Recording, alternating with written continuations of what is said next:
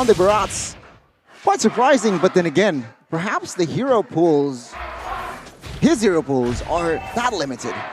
Yeah, I mean, maybe, right? We haven't seen him find a whole lot of success on the Paquito, but this is what you can expect with the Valentina and the Cho in the mid lane. Keyboy is going to be the one clearing the waves or holding it off, and for Valentina, he can actually just roam across the map, putting in pressure. We'll see. Again, you can see here the pressure built, of course, out of Evos Legends. Kyrie on that lane. Perhaps he will repair his mistakes in game 1 here. Very high mechanic hero as well. Dreams with that Diggy will provide a lot of assists for the mid lane and as well as gold lane. We'll see though, perhaps an early engage from side of Onic Esports. Perhaps. They are looking towards that, but talent prediction by Axe here, it seems like quite a split. 4 for Evos, 2 for Onic Esports, and I'm alone once again on the English desk. Man, you want to move to the Indonesian broadcast, is that it? Yeah. Yeah? Oh, wow. Yeah. I didn't expect that kind of answer, but all right. Back again, Goni, me and you, we've opted for Onic Esports, but because, for me, I haven't seen Evos Legends pull this front-to-back composition off. Well, and I really like that Lilia in the gold lane. I really like that part. To add to that, I feel like Barats isn't really a good hero in this meta. Has a lot of weaknesses mobility-wise. Sure, he has Diggy to assist him, but again, Onic Esports, they're a fast hero if you compare it to Barats. Very fast. We'll see. Right now, though, Sutsujin doesn't have level 4 just yet. No ultimate. Kyrie does, but look at Kyrie. Where is he at? He's not actually going to the turtle. He's on the orange buff. And Onic Esports, with a man disadvantage, are able to actually reset the turtle. This gives time over to Kyrie to come over. My God. Death Welcome popped in onto the Pooch. That's only Roamer. Time Journey comes in. Sutsujin still able to secure the turtle as Kyrie jumps in with the Thames of Blades, but Onic Esports will not be able to find any trades for now. Just the orange buff that Kyrie took down below. Despite getting the turtle, it does seem like Onic Esports is still leading in that gold lane. Clover having a really hard time against CW on the Lilia in that early game phase. As now, we're also going to take a look into the items. And very interesting, the Lilia has actually opted for the mystery shop, Gunny. So what this achieves is, of course, he's in the gold lane. A lot of gold will be in hand, and with that magic discount, he will collect more items more fast. So perhaps that is the goal from side of CW, as Onic Esports now, as it stands, and as of yet, they are leading in gold. Yeah, I mean, right now, Onic Esports, with their composition, they kind of look, they need to look for somewhat of a snowball, right? They do, because of zero late game insurance. Sure, they have the Lilia, but when it goes down to the recurring team fights, they don't have source of DPS, only in that magic. So we'll see how that pans out. The Melissa is going to have better range, I believe, with her abilities compared to the Lilia. But we'll see what happens as Sutsujin is not going to be able to get that lethal. And Kyrie is actually going to jump in onto Dreams now, picking up 2 of the blades. Sutsujin goes in for Death Welcome. 2 real-world manipulations popped in. San's actually able to find first blood. Sutsujin taken low. Kyrie jumps with a pinch poise all the way to his own jungle. Back again. Onic Esports are happy with that trade. Very happy, it seems like. Onic Esports, they are going for the kill towards Diggy, but no, outside. Clover going to be ganked, but has the go away. Terrified, the range is there. CW looking for it, but the way the Dragon is going to lock him down for CW to pick up the kill. And this is why I actually opted for Onic Esports. The lane pressure from the Lilia up against a Melissa is massive. Melissa won't really have an answer against this Lilia, as in that top side. Sutsujin going in for the Retri again. Kyrie losing out in the Retri battle. Boots going to be brought back by the reverse time, but Evos Legends will just take that trade. Don't really want to commit. Meanwhile, CW, he's not on a marksman, but yet he's still doing the same thing. That's the beautiful thing about the Lilia, though. Very great against the Melissa, realizing that the go away won't be able to distract the damage that can be put onto her. But now, in the 5th minute, with a 1,000 gold lead, what are the items looking like, Ronnie? What's interesting here is Sans, he opted for Clock of Destiny as the first item, which usually we see Valentina opting for that enchanted talisman. So what this means, Sans, he wants to go for that scaling damage in the late game. We'll have to see, though, how effective it was. It will be. Now we can see that both of the members just trying to clear the mid side. Not really much of neutral objectives on the board just yet. 63 seconds left on the clock, but Evos Legends looking for a collapse in this bottom side. I don't know about this though, right? Like, Evos Legends have been roaming around the map, but they haven't really been able to secure anything except for the neutral objectives. So in terms of ganks, it's Onic Esports. But again, back to the first point that was made. Onic are the ones who need to look for the snowball early on. Meanwhile, Evos, they can just play the long game. Patient. Clover can scale. Meanwhile, bottom side, real world manipulation with DW as well. Clover pops in to go away just to add a little bit more of that sustain as the Sujin comes in. CW gets brought back by the room. First time! And the basic attack by Dreams is able to take him down. Keyboy as well wasn't able to do anything, stopped by the Detona's welcome from Sutsujin. And look at that gold lead instantly shrink for Onic Esports. Plus 200 gold right now, still swaying into the favor of Evos Legends, as now they are going to be rotating towards this top side, realizing that there is only 3 seconds left on the clock for the turtle to spawn. Turtle spawn here. It seems like Sutsujin is already in that area, but Kyrie looks for the mirror play outside. Yeah, he's just gonna go for it. Clover not gonna be able to survive this one. A good dive by Onic Esports, but it's the turtle again secured by Evos Legends. 2 turtles to their name by Samsung Galaxy A Series. I gotta say here, the retribution game from Sutsujin in this series has been so on point. From game 1 to game 2 and now game 3, it seems like his retribution is undefeated. Yeah, and even here, right, Keyboy is going to be brought back. Definite's welcome actually used up. Sutsujin going to be able to pin Keyboy down, and that's a time journey by Sans. And a good flicker by Keyboy. Ooh, this game is intense. Man. 300 gold lead only for Onic, the team who needs to get that snowball going.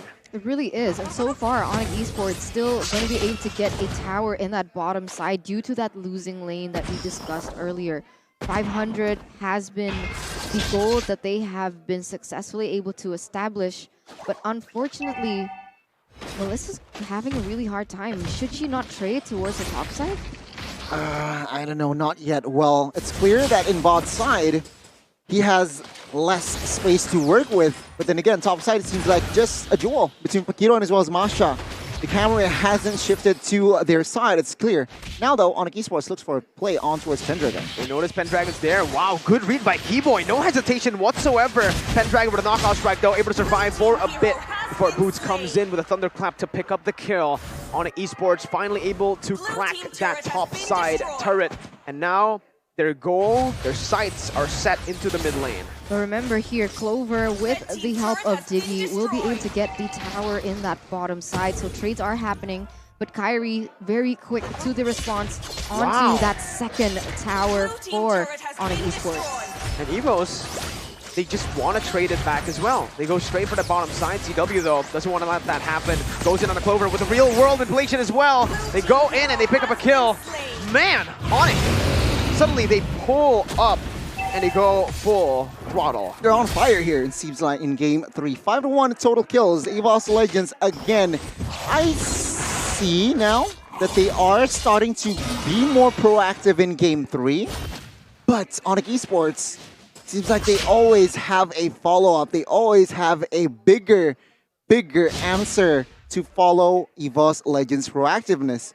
And as of now, Onic Esports, they are still holding that gold lead now, though, expanding to almost 2,000. Look at the way that they're just manipulating all 3 lanes. You can see that Kyrie, because of his extra mobility, he can do the split push. And all the other members can just start pressuring the members from Evos Legends, and it's just so beautiful to watch the way that they're able to control the map, as now Onic, they're looking to get this first lore. Let's see, again, it's already down to half HP. History and the trend is Sutsujin winning out in the retry battles, but Kyrie jumps in. Don't want to leave it to chance. Sans actually flickering out with Wave the Dragon. Place on the Pendragon. It's going to be a killing spree picked up. Sans and Keyboy are low though, and Onic Esports, they won't be able to do any more. They'll just be happy with the kill, and they'll have to back off for now. A very good cover from Keyboy there, assisting the member from inside of Onic Esports, and one member, and that is Pendragon, who will suffer the takedown. As of now, again, one thing that I do want to mention, Kyrie was from the MPLPH, and The MPLPH was the Barats was so popular in that MPLPH, so perhaps he knows how to go up against the Barats. Good zone by Keyboy.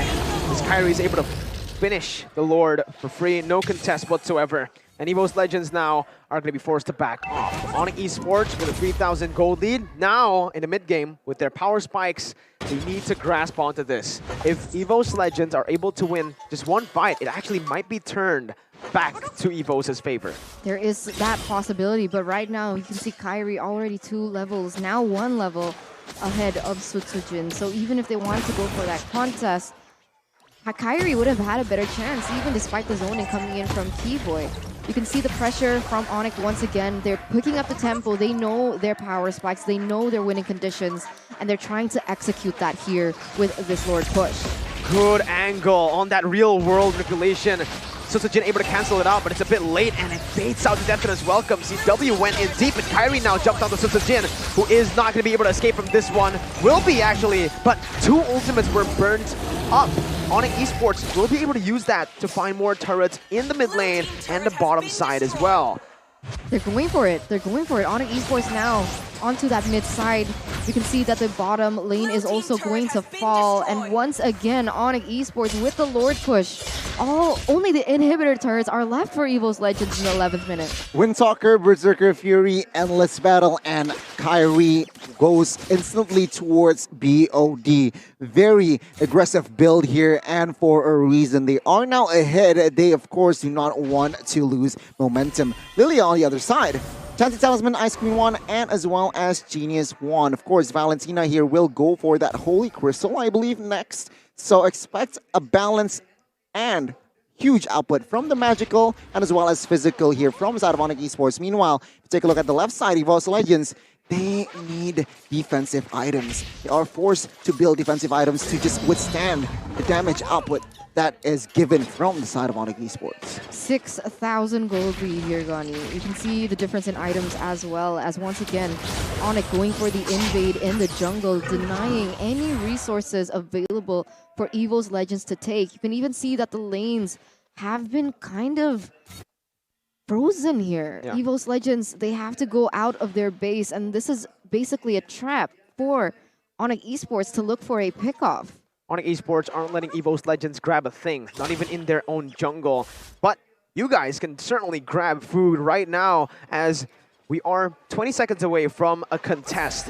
You guys can go use the promo code grb.to/MPL, get a 90% discount with your order, or just scan the QR code for a simple way.